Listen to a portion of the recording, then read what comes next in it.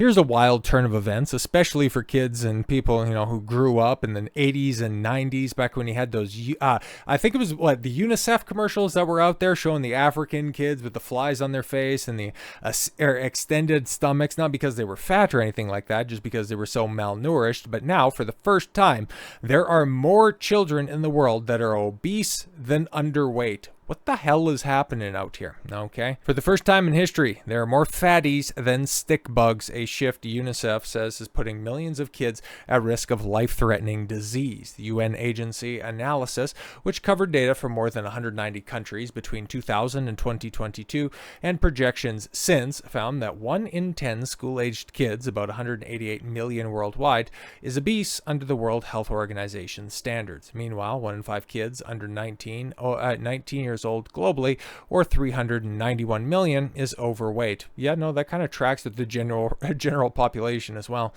Kids are considered overweight if they carry excess weight for their age, sex, and height, while obesity is a more severe form of that and greatly increases the risk of serious health problems later in life. Well, yeah, and also currently in life. And we were also talking, a few weeks back about bullying in school. So yeah, being a fat kid growing up, I know an awful lot about, carrying the dangers of carrying excess weight.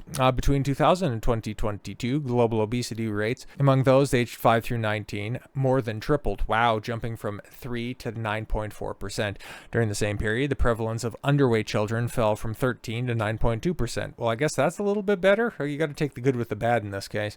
When we talk about malnutrition, we no longer talk about being underweight. UNICEF Executive Director Catherine Russell said in a press release, ultra-processed food is increasingly replacing fruits, vegetables, and protein at a time when nutrition plays a critical role in children's growth, cognitive development, and mental health. While undernutrition is still a significant problem, obesity is now more common almost everywhere except South Asia and Sub-Saharan Africa. Well, okay, problems still manifest exactly where problems are going to manifest. The report highlights obesity hotspots that found levels have doubled since the 2000s. Especially in low and middle income countries, even as they still struggle with undernutrition. In small Pacific Island nations like Niue and the Cook Islands, nearly 40% of young people are obese. Wow, that's crazy.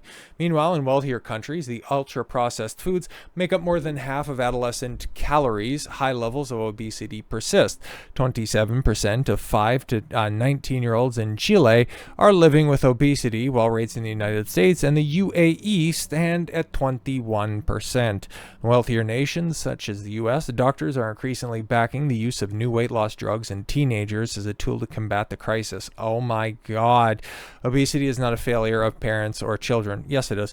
It is a result of toxic food environments. Oh my God, just shifting the blame away from single moms once again, huh? Okay, obesity leads to a higher risk of developing insulin resistance and high blood pressure, as well as life-threatening diseases later in life, and then also being called bitch tits when you grow up. And like I said at the outset, this is just a wild development, especially as somebody who, grew up with that anecdote in the back of your mind that you better finish your food on your plate, because what about the kids? What about the kids in Africa who don't have access to that stuff? Well, apparently they also have access to that stuff, and even more terrible fare. So with all that said, thank you all very much for the gift of your time. I've been Don Consuelo. I want you to follow your gut and get after it. Take care, everyone.